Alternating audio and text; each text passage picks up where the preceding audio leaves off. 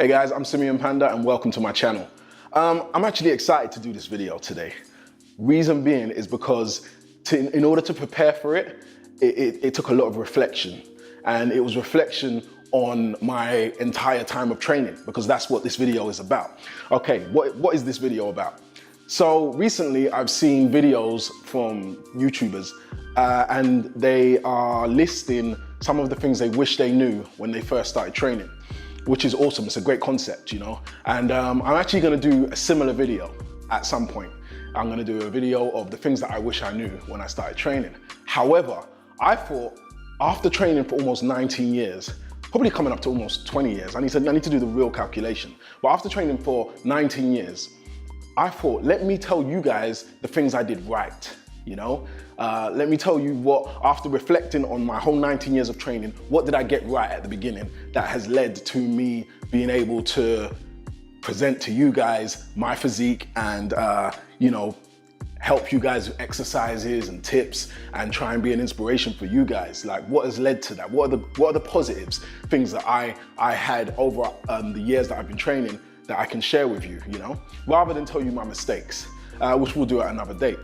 Okay, so the first one, and this one is important. This one is one of the biggest. This one was listed as a negative in another YouTuber's video. I'm actually gonna shout him out because I like his videos. His name's Jeff Nippard. I like your videos, man. So keep doing what you're doing. And it was genetics. This was listed as a negative by him, but for me, I put a complete spin on it. Not having a clue about how my genetics would play in my training is a positive for me.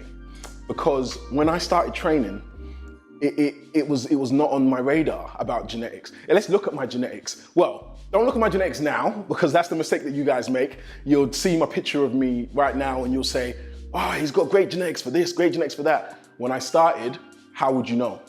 It's the big thing to think about. How would you know what genetics you have before you've even lifted up a dumbbell? So when I started, genetics was not on my radar. Let's see how I looked when I started. I was skinny.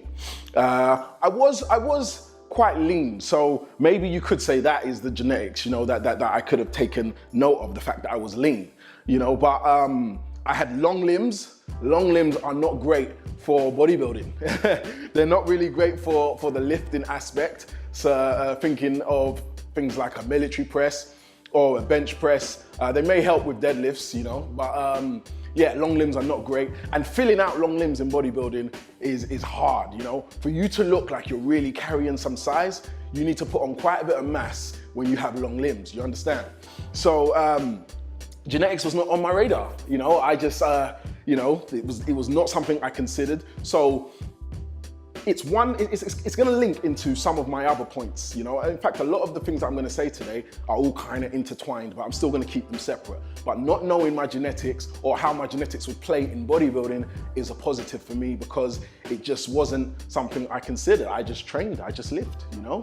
It says it on my wrist. I just lift, and it meant that, you know, there were no considerations that I made. I just got on with the job, enjoyed it. Okay, the second thing is not having a goal physique. Now, you can obviously look at that from two different ways. You know, a lot of you guys have goal physiques. You want to look like maybe your favorite influencer or your favorite YouTuber. Back when I started, there was no YouTube. Like literally, YouTube didn't exist.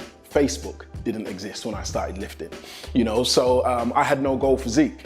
I started training and fell in love with it, you know, which is gonna be another point that I'm gonna get onto, but no goal physique. So why is that a positive? It meant that I wasn't looking at someone else and wanting to copy them, like directly, verbatim, everything that they did. You know, it meant that I was more conscious of my own progression, you know. I used to train in front of a mirror, you know, at home. So I was just focused on me. That's all that was important, just me and what I'm doing, you know? So I didn't have any people to look to and say, I want to look like that, or I want to look like this. And I was able to then just focus on me and be proud of my progression, you know, which meant that I didn't look at someone else's physique and then look in the mirror and go, oh, damn, man, you know, I don't match up.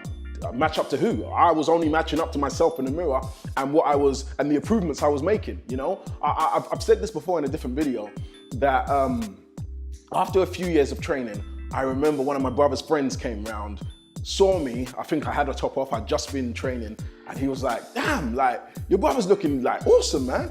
And before that, I'd not even considered how I was looking, because for me, I love training, always have. And back then, when I started doing it, it was just the feeling that I was going with. I like the feeling of training. Like every time I pumped a dumbbell, it made me feel good, you know? So I hadn't even considered the effect that the weightlifting was having on my physique. It was the recognition from my brother's friend that said to, you know, your brother is looking good. And I was like, oh, wow, awesome.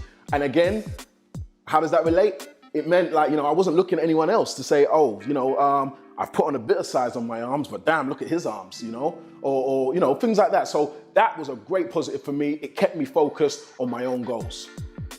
Okay, this one ties perfectly into the second, and it is, I didn't have any influences, none whatsoever, because I was training at home, you know? So as I said to you guys, I had no goal physique. So that was, you know, no goal physique as in looking on Instagram didn't exist, YouTube, etc., Facebook didn't exist. So no goal physique in mind. But then I also didn't have anyone standing to my left or right when I was training, because I trained at home. For those of you that don't know, I trained at home for like, I think it's about 6 years. So when I was training, as I said before, I was just focused on my own progression, you know? And that was awesome for me, because it meant that I could learn and build a foundation and get a complete understanding of how my training affected my body, you know?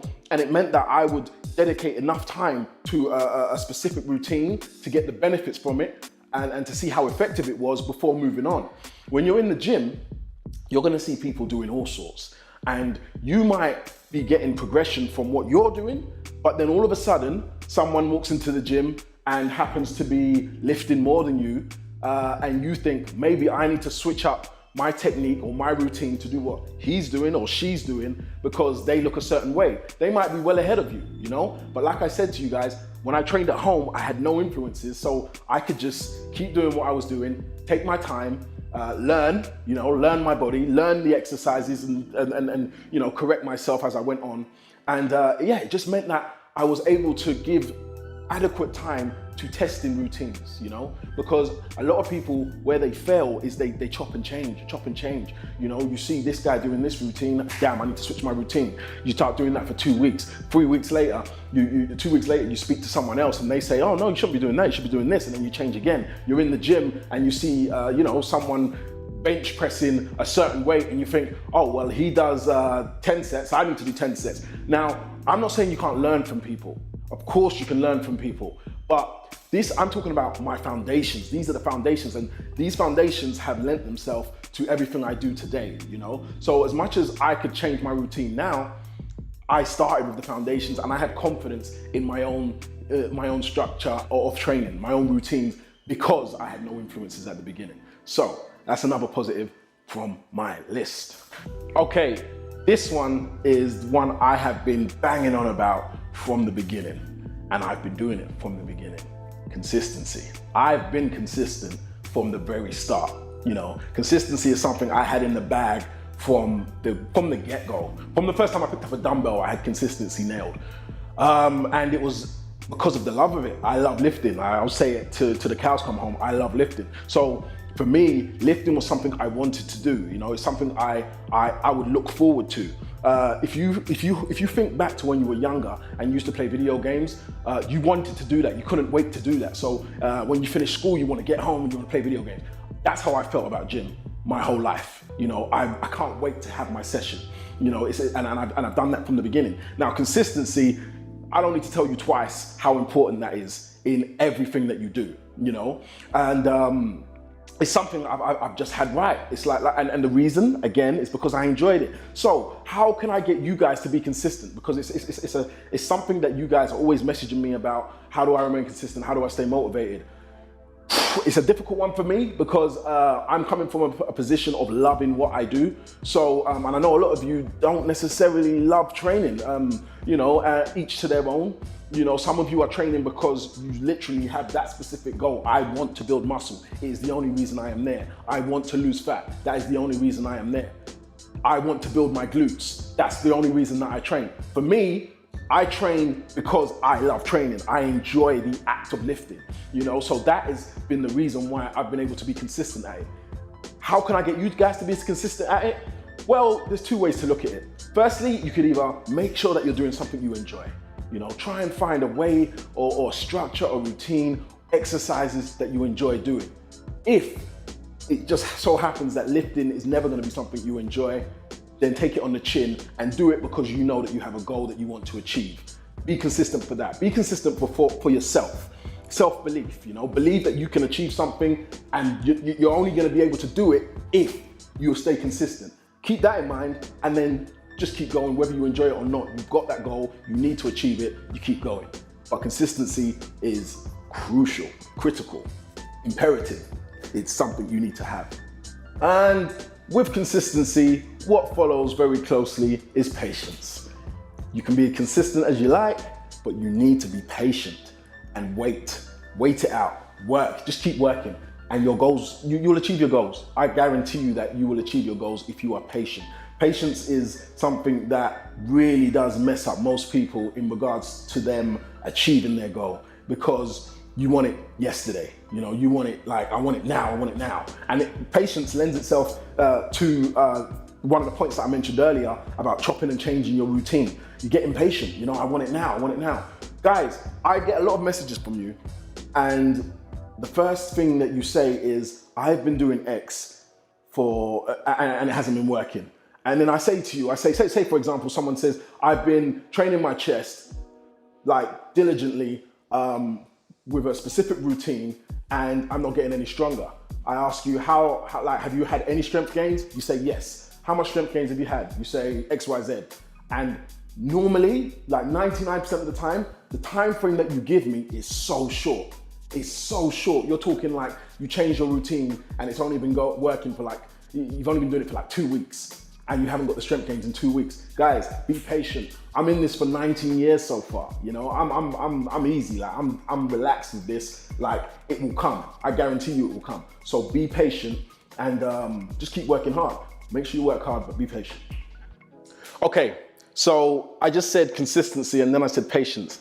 All of that is pretty useless if you're not training hard. Now, one thing I have done from the very beginning that I got right from the start was I have always trained at a high level of intensity.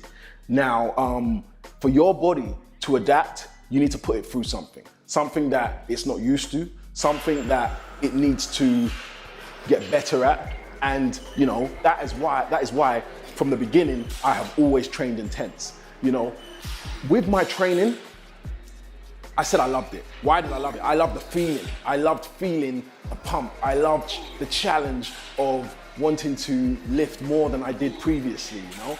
And that kept me going from the beginning. Don't mind you guys, let me not confuse you. When I say that these are the things I got right, I'm not trying to come across as someone who just was so smart and clever, I had it sussed from the beginning. This is me analyzing over what I did and realizing that these certain things benefited what I did. Some of them weren't conscious actions, you know? So, but I can say that training hard and training heavy was conscious because it's something I benefited from in terms of how it made me feel, and the endorphins from just, you know, lifting a weight that I couldn't do before, like just making that progression made me feel amazing. So make sure that you're training intense. I've trained intense from the beginning. From the very beginning, you know, and it's all good being consistent and patient, like I said, but if you're not training intense, what is it all worth, you know? You have to be intense with your training. I used to log my lifts, everything, absolutely everything, you know. I was completely aware of each little tiny bit of progression I made, and that was the best thing that you could ever have when you're starting, when you're building a foundation. It helps you learn, you know, what is working, you know? So if you try a new routine and you do it for a specific amount of time, when you have a log that you can look back on, you can say, doing this helped this, or doing this helped me increase my strength with this. It's something, if you don't yet, go get a notepad. If you're new to lifting, get a notepad, please, because it adds a structure to your lifts. as a structure, it lets you know, even just knowing the exercises that you did, that you can look back on, and then you come back next week and you say, okay, so I did this routine. I'm gonna do it again, and I'm gonna see how I do this week. I've only had 3 meals today. On the last time I did this, I had 2 meals and I managed to get X amount of reps. You know, keep a good log of what you're doing. Do I still do it? No, I don't, but I've been training 19 years now. I know my body now, you know, I know what, like these things, some of these things you're gonna become so well versed in that you won't need to do it anymore. But a lot of you are just starting, and I'm talking about the things I got right back in the day, and that is definitely one thing I got right. That also helped me with supplements. How does it help with supplements?